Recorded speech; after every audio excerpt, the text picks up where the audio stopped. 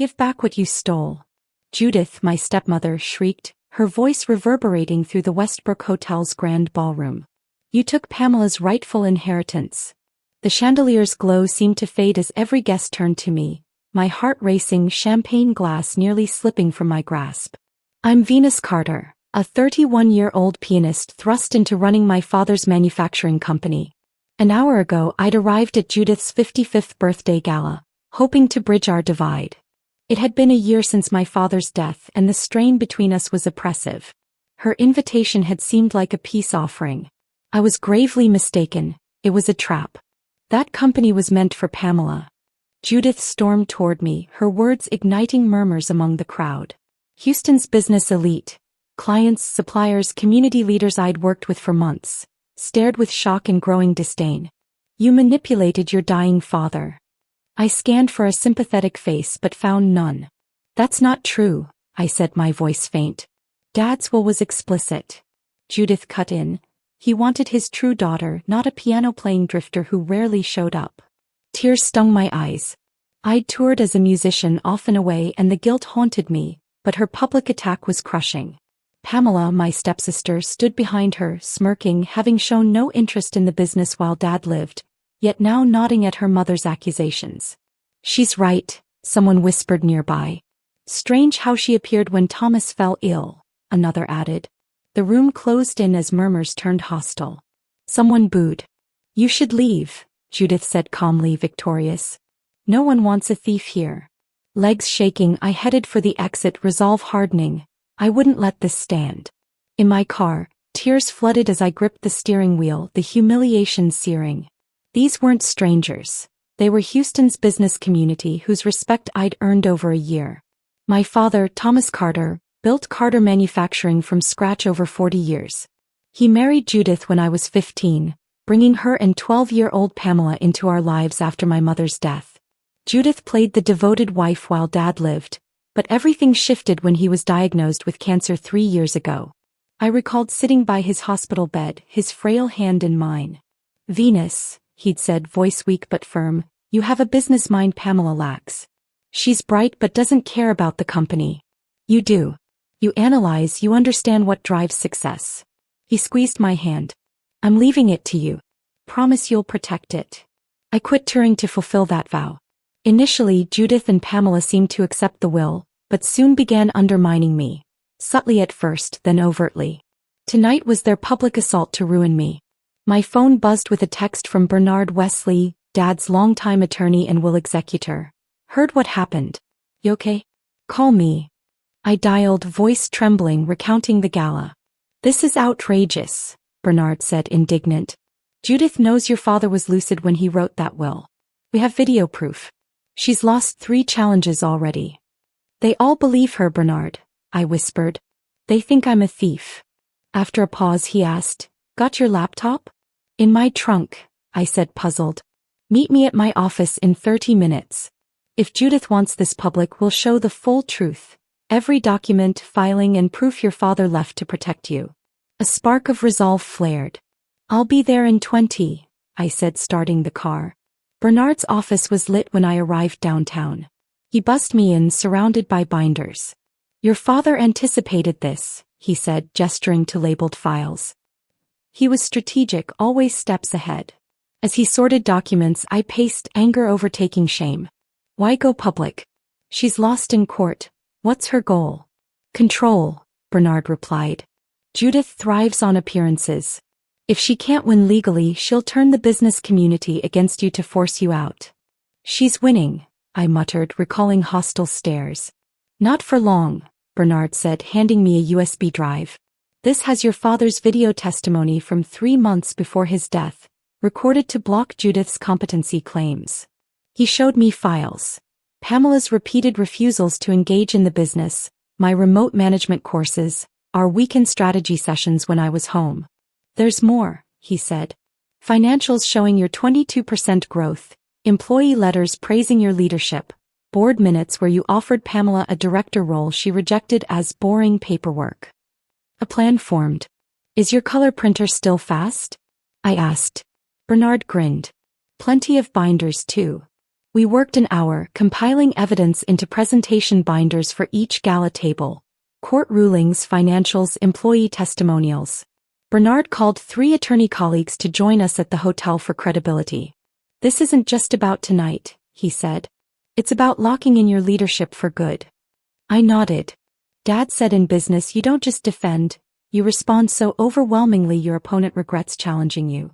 At 10 p.m. the gala still sparkled as we drove back. Binders in Bernard's SUV, I felt nervous but ready. You're not just Thomas Carter's daughter, Bernard said at the valet. You're Carter Manufacturing's CEO. With his 3 colleagues all in sharp suits, we entered like a legal battalion. The doorman who'd seen me flee, stepped aside wide-eyed.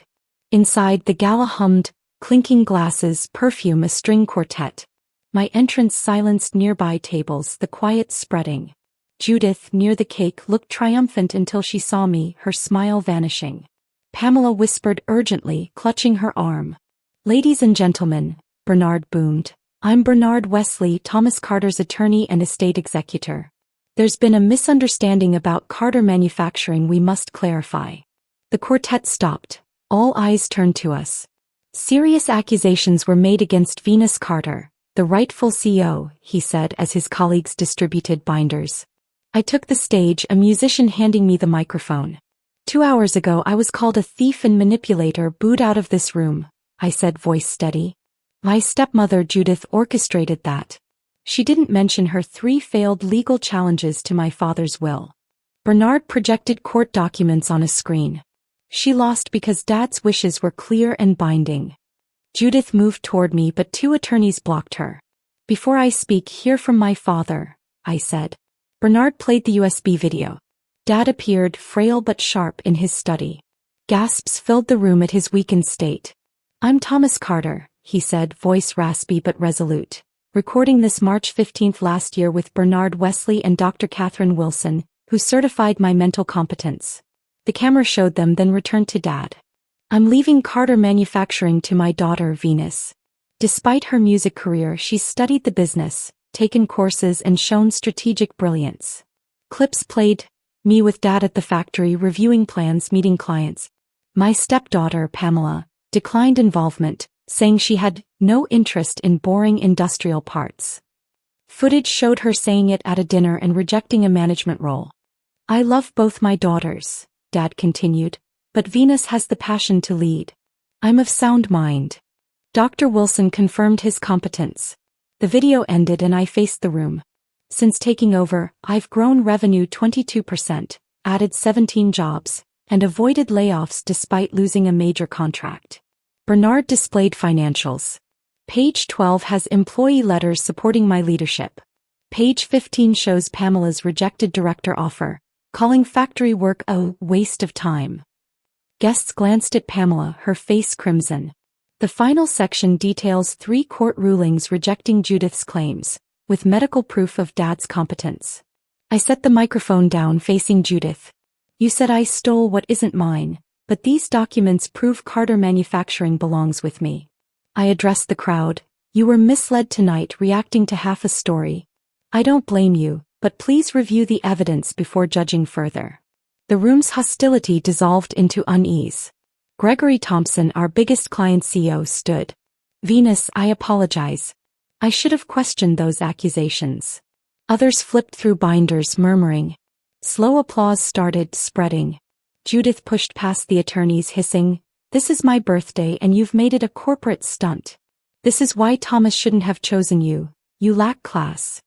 I smiled. Interesting, considering you used your party to call me a thief and eject me. You manipulated him when he was dying. Pamela snapped. Bernard held up a tablet.